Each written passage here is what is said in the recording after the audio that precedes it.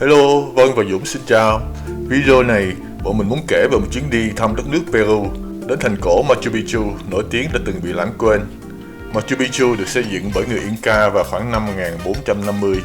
Sau đó, Machu Picchu không được tìm thấy cho đến năm 1911. Nhà thám hiểm Hiram Bingham đã phát hiện di tích này và giới thiệu ra toàn thế giới. Khu di tích thể hiện kiến thức tiên tiến của người Inca về thiên văn và kỹ thuật xây dựng, và gần như nguyên vẹn qua năm tháng. Năm 1983, Machu Picchu được UNESCO công nhận là di sản thế giới và sau đó được chọn là một trong 7 kỳ quan mới của thế giới. Machu Picchu quá nổi tiếng nên mục tiêu của bọn mình lần này đến Peru là để thăm Machu Picchu.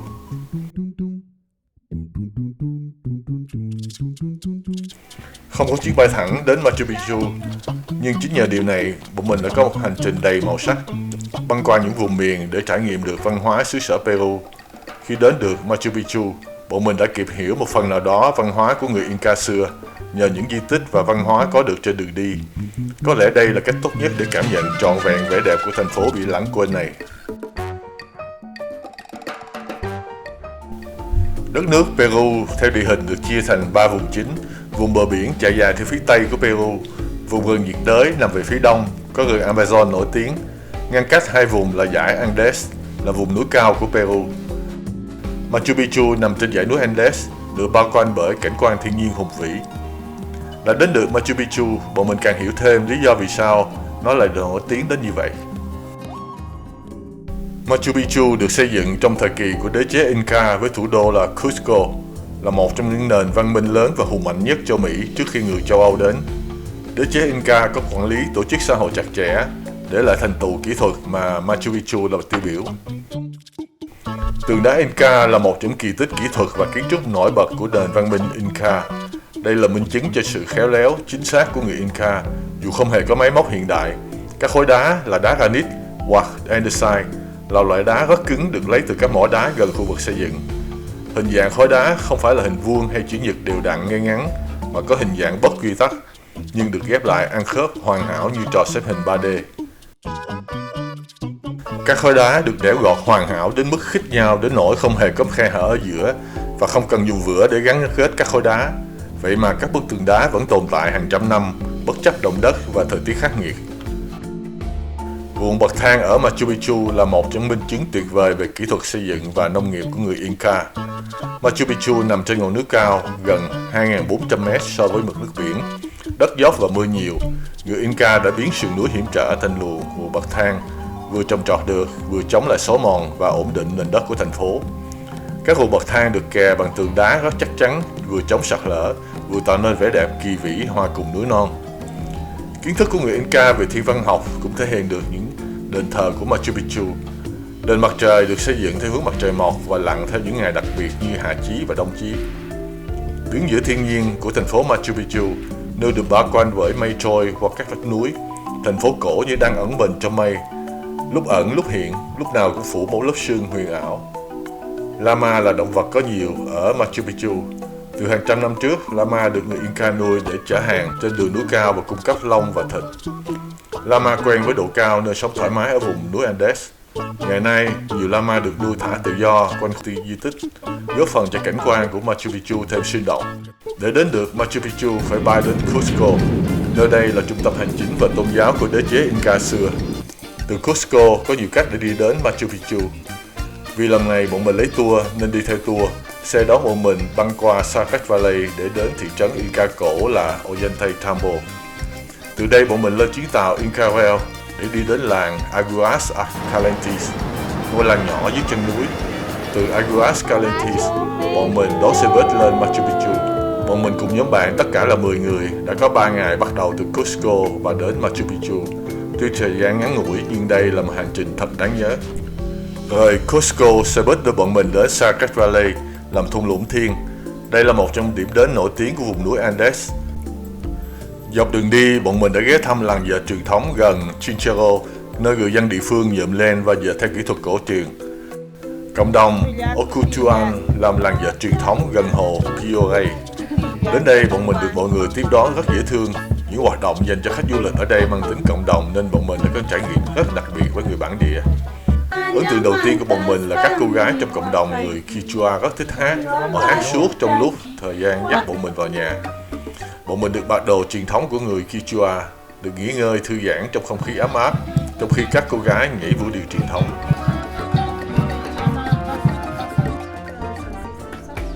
Dân địa phương ở Chinchero chủ yếu là người Quechua, là hậu duệ trực tiếp của người Inca. Phần ấn tượng nhất có lẽ là họ giới thiệu cho bọn mình cách dệt len, nhuộm len từ chất liệu thiên nhiên. Người Quechua sử dụng cây cỏ, rễ hoa, côn trùng, đất sét và khoáng chất để tạo nên các sắc màu đa dạng và lâu bền.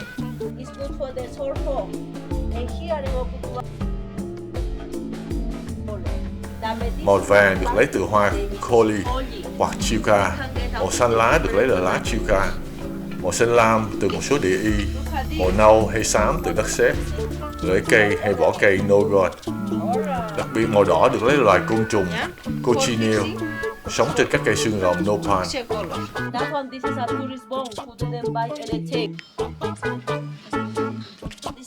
Người Quechua sử dụng lợ len từ các loài động vật bản địa sống ở vùng núi cao Andes, nhưng phổ biến nhất là alpaca, là loài vật rất dễ nuôi ở vùng này. Alpaca được nuôi và chăm sóc kỹ để lấy lông vì lông của chúng rất mềm, ấm và nhẹ, đặc biệt là alpaca nhỏ. Khi được giới thiệu các sản phẩm dệt, bọn mình cũng đã mua một số sản phẩm từ lông alpaca. Mặc dù sau đó bọn mình thấy các áo poncho được bày bán rất nhiều ở Costco, nhưng mua sắm ở hàng dệt địa phương cũng có cảm giác vui và đặc biệt. Bọn mình đang đội trên đầu là 2 cái nón làm từ lông của con baby alpaca. Buổi trưa bọn mình đã có một bữa ăn đơn giản và khá ngon miệng. Và chào tạm biệt cộng đồng Acochuan để tiếp tục hành trình tiến gần hơn đến Machu Picchu.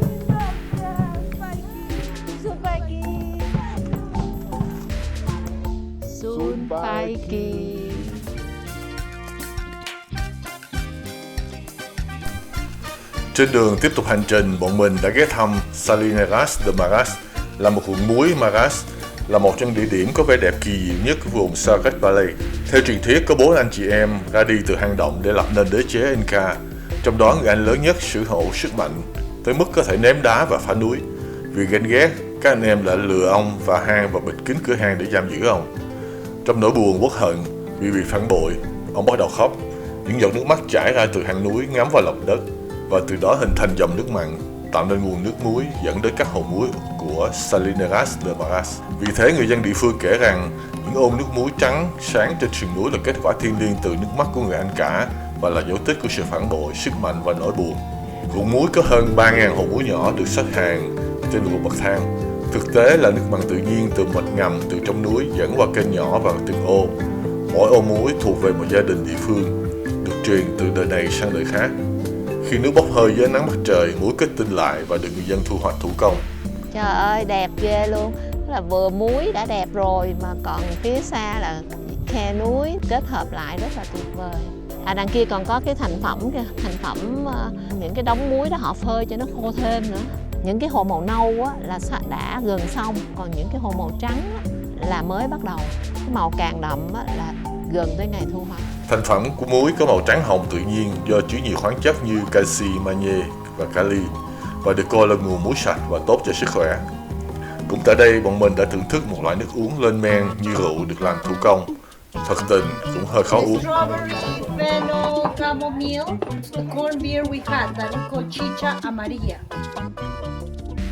Bọn mình đã đến thị trấn Ollantaytambo, là một trong những thành phố cổ Inca, còn được bảo tồn tốt nhất ở Peru, nằm trong Sargat Valley giữa Cusco và Machu Picchu. Đây cũng là điểm khởi hành của tàu lửa Inca đi Machu Picchu. Ấn tượng đầu tiên là nơi đây có nhiều xe túc túc. Vì Ollantaytambo là một thị trấn nhỏ và có nhiều đường lát đá cổ, nên túc túc rất tiện lợi trên chuyến đi ngắn, nhưng bọn mình chỉ đi bộ và chưa kịp thử loại xe này. Bọn mình đã ghé đến nhà hàng nhỏ để ăn tối. Mình rất thích các món ăn của Peru, đặc biệt là Ollantaytambo có ẩm thực đặc trưng của vùng núi Andes, đẹp mắt và rất ngon. Có cả những nghệ sĩ đường phố biểu diễn nhạc cổ truyền Peru.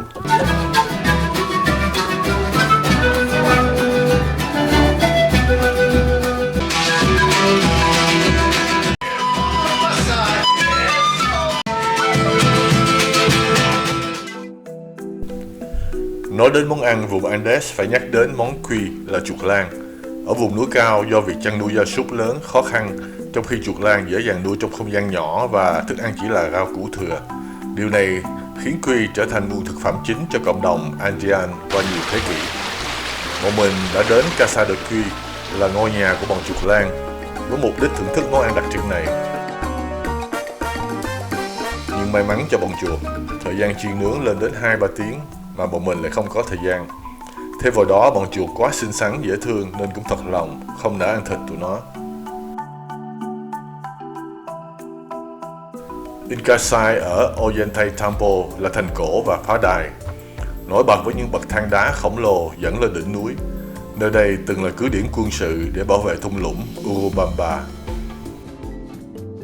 Cũng như từ Inca, bậc thang đá Inca cũng làm từ đá granite và đá địa phương, cắt và khép kín, không dùng vữa. Các bậc thang không chỉ giúp người Inca di chuyển dễ dàng trên địa hình dốc núi, mà còn chống sạt lở cho các sườn núi. Các bậc thang rộng và còn được dùng để trồng trọt. Bọn mình đã leo lên đỉnh núi qua các bậc thang đá Inca mất khoảng 1 giờ, khá mệt nhưng vui. Đứng từ trên cao nhìn xuống thung lũng, thị trấn Ollantaytambo rất đẹp. Ở sát chân thành là các khu bán đồ lưu niệm như các chợ khắp nơi trên Peru. Thích nhất là màu sắc cầu vồng sặc sỡ với các hàng hóa dệt thủ công, áo len alpaca, mũ, khăn choàng, đồ trang sức hay bùa may mắn Inca. Từ Ollantaytambo đi bộ khoảng 15 phút là đến nhà ga để bắt đầu đi Machu Picchu. Hôm nay bọn mình rời Ollantaytambo để lên Machu Picchu thì chỉ có một cách là đi train thôi. Thì bọn mình đang đợi train đến. Không khí ở nhà ga nhộn nhịp. Đây là mình đợi á, mình có thể vô trong đó nếu muốn. Thời tiết có vẻ tốt nên ai cũng háo hức và hy vọng đến Machu Picchu sẽ có trời mây đẹp. Tàu lửa này là Inca Rail, ngoài ra còn có Peru Rail chạy từ Cusco đến. Lên tàu, bọn mình được xem diễn kịch về mối tình của vị tướng Ollantay và công chúa. Nhưng do Ollantay không thuộc tầng lớp quý tộc nên tình yêu này bị cấm. Ollantay đã xây dựng pháo đài tập hợp quân lính nổi dậy chống lại nhà vua. Vì vậy mới có tên Ollantaytambo, có nghĩa là nơi ở của Ollantay. Tàu lửa đi dọc theo dòng sông Urubamba. Thời gian tàu chạy gần 2 giờ, băng qua các hẻm núi sâu với khung cảnh hoàng mục của dãy Andes và khu rừng này.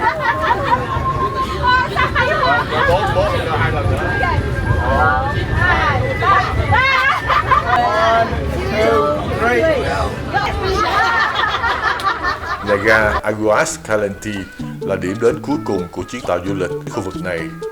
Ôi, tàu đã vào ga. Nằm ở thị trấn cùng tên ngay dưới chân khu di tích Machu Picchu. Mình đã đến được làng Aguas Calientes.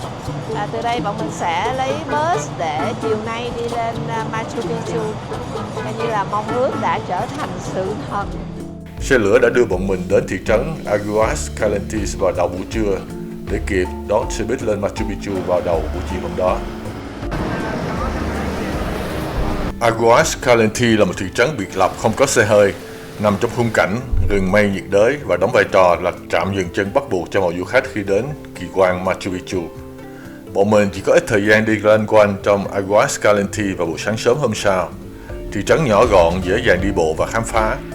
Hai con đường chính là đại lộ lớn dẫn lên suối nước nóng và đường ray xe lửa là nơi hoạt động du lịch tập trung. Có món ăn ở Aguas Calientes rất ngon và có màu sắc đẹp. Đây là món súp. Bọn mình rất thích món cá trao ở đây, là món cá hồi nước ngọt, rất tươi ngon. Sau đó bọn mình xếp hàng lên xe bus. Du khách rất đông và hàng rất là dài. Bọn mình mua vé lên Machu Picchu 2 lần, một lần vào buổi chiều muộn và một lần vào buổi sáng sớm. Để lên kịp Machu Picchu lúc sáng sớm, bọn mình phải rời khách sạn lúc 5 giờ sáng để xếp hàng. Con đường độc đạo mà xe buýt chạy từ Aguas Calientes lên cổng Machu Picchu được gọi là Hiram Bingham Highway, để vinh danh nhà thám hiểm người Mỹ là Hiram Bingham, người đã khám phá và công bố sự tồn tại của thành phố cổ Machu Picchu ra thế giới vào năm 1911. Sau hơn một ngày xuất phát từ Cusco, bọn mình đã đến được Machu Picchu. Bọn mình cũng đã tìm hiểu trước các quy định bắt buộc khi vào tham quan khu bên trong Machu Picchu, về việc mua vé trước và chọn khung giờ tham quan và lộ trình tham quan. Đeo ba lô có kích thước hạn chế, đem theo passport. Ngoài ra còn một số quy định như không cho đem thức ăn, vật nhọn hay không được nhảy múa, leo trèo. Nói chung là bọn mình thấy khu du lịch được bảo tồn rất tốt và nghiêm túc. Ngày đầu tiên bọn mình đến vào buổi chiều trong khung giờ từ 3 đến 5 giờ chiều và đã chọn tuyến tham quan 2A. Tuyến tham quan Machu Picchu 2A là một lộ trình phổ biến với thời gian khoảng 2 tiếng rưỡi. Lộ trình bắt đầu từ Garden House từ trên cao. Garden House nằm trên cao ở gần level 9.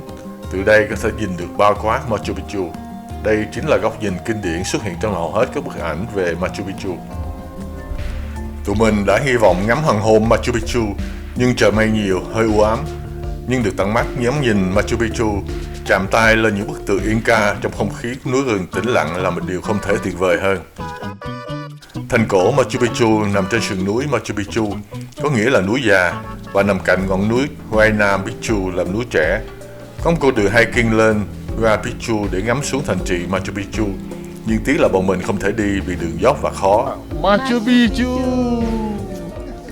Thành cổ được chia làm hai khu chính, khu nông nghiệp với những ruộng bậc thang xanh mướt và khu tôn giáo và sinh hoạt, gồm đền mặt trời, đền ba cửa sổ, tảng đá thiên, quảng trường chính. Đền mặt trời là một trong công trình quan trọng nhất của thành cổ Machu Picchu, được người Inca xây dựng để thờ Inti là thần mặt trời, vị thần tối cao trong tín ngưỡng Inca. Ngôi mộ hoàng gia là một căn phòng được tạc trực tiếp vào đá nguyên khối bên dưới đền mặt trời. Gần đó là tảng đá thiên, có hình dáng đồng dạng với ngọn núi phía sau.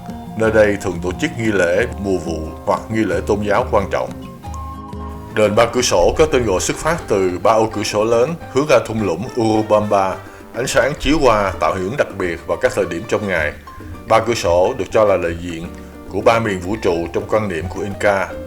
Hanapacha là thế giới trên, Kaypacha là thế giới trần gian và Ukupacha là thế giới bên dưới. Đền chính là đền cúng tế thần mặt trời và các vị thần Inca khác phục vụ hoàng tộc và tầng lớp tinh hoa. Các viên đá trong bức tượng Inca của các ngôi đền được mài bóng hơn và sắc cạnh hơn so với các công trình khác. Đền Condor là một công trình đặc biệt lấy cảm hứng từ loài chim điêu, là loài chim thiêng liêng trong văn hóa Inca. Các tảng đá trong ngôi đền mang dáng dấp của loài chim khổng lồ, cánh chim được thể hiện bằng hai sừng đá trải ra hai bên. Đầu chim là tảng đá lớn, hướng về phía thung lũng. Khu dân cư trong Machu Picchu nằm ở phía đông và phía tây của thành cổ, tách biệt với khu vực tôn giáo, có các đường đi hẹp, bậc thang, nối các khu nhà với nhau. Các ngôi nhà được xây dựng bao quanh là tường Inca, có mấy lớp bằng cỏ hoặc vật liệu tự nhiên, nhưng hiện nay chỉ có tường đá Inca là còn tồn tại gần như nguyên vẹn. Nằm giữa các ngôi đền và khu dân cư là quảng trường chính. Nơi đây là không gian mở và là trái tim của thành phố cổ Machu Picchu, nơi tập trung các hoạt động sinh hoạt và nghi lễ của người Inca.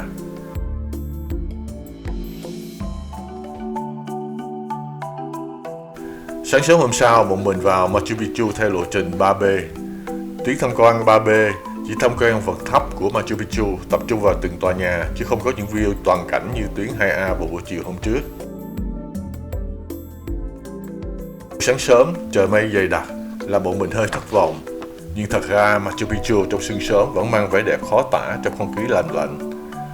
Trong khung cảnh ai cũng tranh thủ gấp gáp chụp ảnh, sợ cảnh đẹp tăng biến, thì bầy Lama vẫn ung dung bình thản vì quá quen thuộc với cảnh sắc này.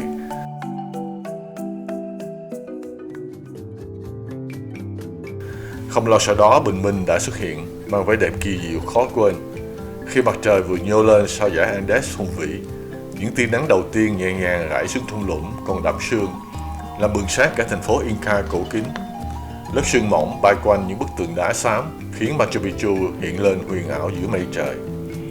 Trong lòng mình tràn ngập cảm giác ngất ngây và thán phục những người Inca đã tạo nên sự kết hợp giữa thành quách và thiên nhiên kỳ diệu này. Có thể nói Machu Picchu vào buổi sáng sớm mùa xuân là đẹp nhất, nhưng bọn mình chỉ mới đến đây một lần nên cũng không chắc. Nhưng biết đâu còn có những lần sau.